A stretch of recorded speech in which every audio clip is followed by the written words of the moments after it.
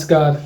कथा और कहानियों के लिए हमारे चैनल कनक ज्ञान को सब्सक्राइब करें, नोटिफिकेशन बेल को दबा दें ताकि आपको हमारी आने वाली नई वीडियो की नोटिफिकेशन फ़ौरन मिल सके। राधे राधे मित्रों, ये कथा बहुत ही मनोरम है।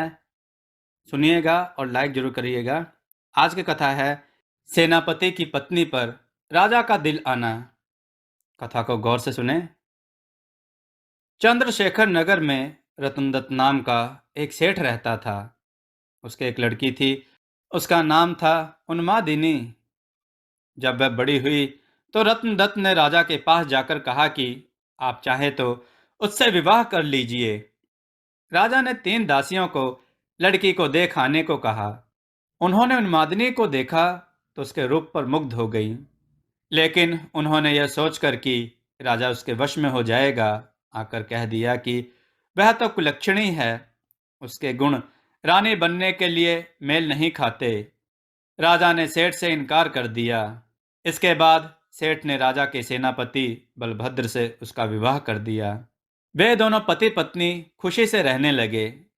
एक दिन राजा की सवारी उस रास्ते से निकली जिस रास्ते में बलभद्र का घर था। उस समय उन्मादिनी अपने कोठे पर खड़ी थी। राजा की उस पर निगाह पड़ी तो वह उस पर मोहित हो गया।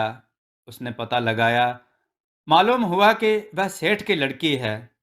राजा ने सोचा कि हो ना हो, जिन दासियों को मैंने देखने भेजा था उन्होंने छल किया है। राजा ने उन्हें बुलाया तो उन्होंने आकर सारी बात सच सच कह दी। इतने में सेनापति वहां आ गया। उसे राजा की बेचैनी मालूम हुई। उसने कहा, स्वामी, उन्मादिनी को आप ले लीजिए। राजा ने गुस्सा होकर कहा, क्या मैं अधर्मी हूं जो पराई स्त्री को ले लूं? राजा को इतनी व्याकुलता हुई कि वह कुछ दिनों में ही मर गया। सेनापति ने अपने गुरु को सब हाल सुनाकर पूछा कि अब मैं क्या करूं? गुरु ने कहा, सेवक का धर्म है कि स्वामी के लिए जान दे दे। राजा की चिता तैयार हुई। सेनापति वहां गया और उसमें कूद पड़ा। जब उन्मादिनी को यह बात मालूम हुई तो वह पति के साथ जल जाना धर्म समझकर चिता के पास पहुंची और उसमें जाकर भस्म हो गई। इतना कहकर बैताल ने पूछा, राजन, बताओ सेनापति और राजा में कौन अधिक साहसी था? राजा ने कहा, राजा अधिक साहसी था क्योंकि उसने राजधर्म पर दृढ़ रहने के लिए उन्मादिनी को उसके पति के कहने पर भी स्वीकार नहीं किया और अपने प्राणों को त्याग दिया। सेनापति कुलीन सेवक था। अपने स्वामी की भलाई में उसका प्राण देना अचरज की बात नहीं। असली काम तो राजा ने किया कि प्राण छोड़कर भी राजधर्म नहीं छोड़ा। दोस्तों, आप बताएं कि कौन सही था?